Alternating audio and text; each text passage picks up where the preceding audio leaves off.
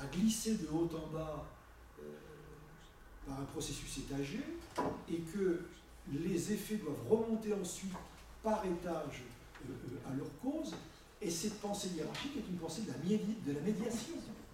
Et l'Église, en tant que structure institutionnelle et structure monumentale, se pense comme une structure de médiation.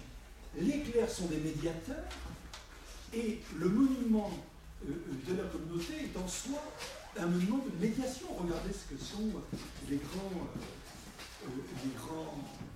monuments contemporains que sont les premières architectures gothiques. Hein.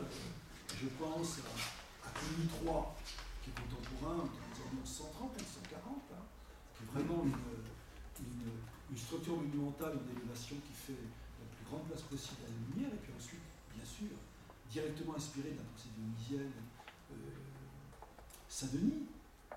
Ce sont des pensées de la transcendance monumentale où le monument doit être un monument médiateur entre l'ici-bas et l'au-delà. Et d'ailleurs, la pensée eucharistique qui va imposer le monument est une pensée aussi de la transcendance. C'est-à-dire, finalement, le lieu est conçu comme une sorte de mixte entre l'ici-bas et l'au-delà, de démarrage quasiment d'une véritable fusée vers l'au-delà. Donc, ce sont des choses.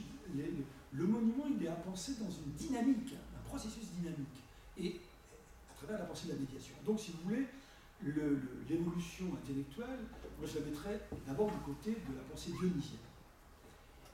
Et non contradictoire, hein, même si la pensée dionysienne est un néoplatonisme, non contradictoire finalement va arriver la pensée politique d'Aristote en termes horizontales, en termes de cité qui se suffit à elle-même, mais qui pense sa propre élévation dans le bien commun.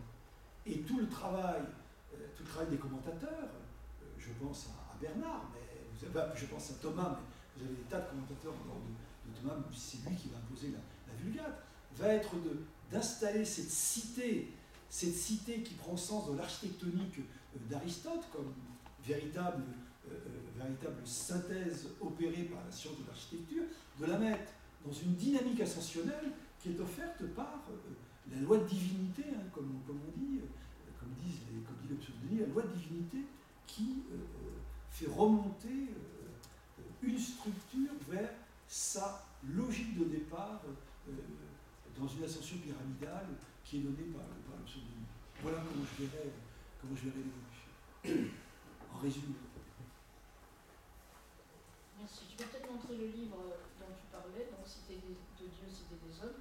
Et pour les étudiants, je précise que vous pouvez, tous les livres les principaux livres de Dominique se trouvent à la bibliothèque, vous pouvez les consulter. Et ils sont en exposition là pendant cette semaine. Avec d'autres livres sur des sujets voisins. Écoutez, grand merci de votre attention et de vos questions, de votre invitation à la discussion. Voilà, merci.